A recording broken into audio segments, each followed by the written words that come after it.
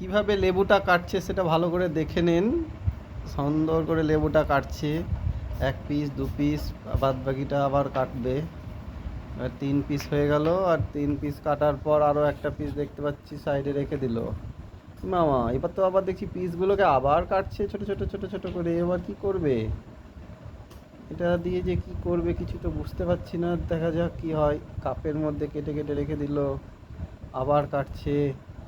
কি হবে এইভাবে ছোট ছোট কেটে? তো এটা কি শরবত করবে না চা করবে, লেবু চা করবে, কিছু বুঝতে পারছি না।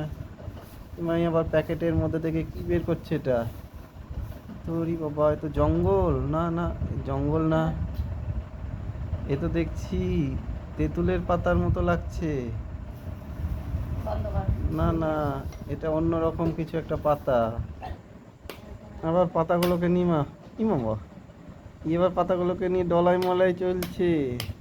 মনে হচ্ছে গুটকা খাওয়ার মতো। এবার হাত দিয়ে একটু নেড়ে ঘেঁটে দাঁতের ফাঁকে দেবে, ওরকমই লাগছে। কিন্তু কি করবে বুঝতে পারছি না। এটাও তো আবার গ্লাসের মধ্যে রেখে দিল।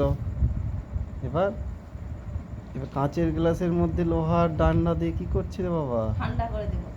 ঠান্ডা করে দেবে এইভাবে?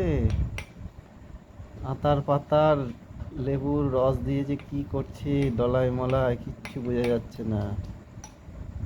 যাই হোক, দেখি কি হয় এবার। আবার কোথায় চলে গেল?